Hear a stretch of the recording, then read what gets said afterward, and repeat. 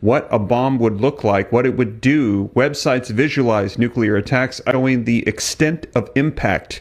If we saw nuclear attacks against U.S. cities, you can see here a map of Atlanta. Coming out today, March 14th, 2026, we're hearing that the Trump advisors are warning about a possible escalation to nuclear attacks. This coming as today, also March 14th, 2026, we saw 10 ICBM nuclear-capable missiles launched by North Korea in tests.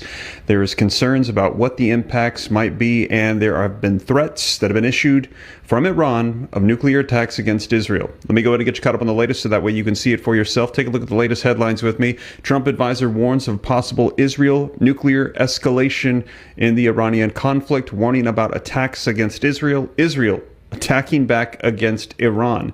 Now, this comes as many wonder about the United States, what a bomb would look like, what it would do. Websites visualize nuclear attacks. I've shared with you these maps before showing the extent of impact.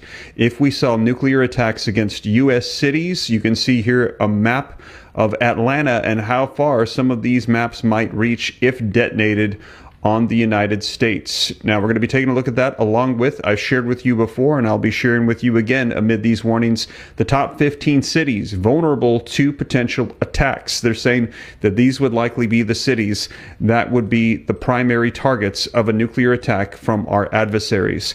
Now, in addition to that, as I mentioned, take a look. This is why we're starting to see this coming out today, Saturday, March 14th, because North Korea has launched ballistic missiles after condemning the U.S.-Israeli attacks on Iran today, March 14th. Now, we are hearing that this was a part of their ICBM testing, but very aggressive while condemning the United States. And also, we're hearing that they launched 10 of these out today.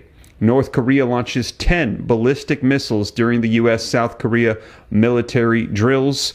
And also, coming out today, concerns with Iran. You can see protesters host Quds Day rally in NYC shouting, "Shame, shame, USA," in the streets of New York. And if you're concerned about nuclear weapons in the hands of Iran, potential nuclear threats being issued, even though we hear they don't have a nuclear weapon, yet they're threatening to hit Israel with a nuclear weapon. Take a look at this. Iran won't surrender. In a million years, analysts are warning that this regime could push for the nuclear weapons. They're saying, especially amid everything going on, there could be an escalated threat of attack of nuclear if Iran decides to get their hands on it or enriches uranium to that point. Iranian attack as well on U.S. soil, likely, with thousands of vengeful sleeper cells in the country. Not a matter of if, but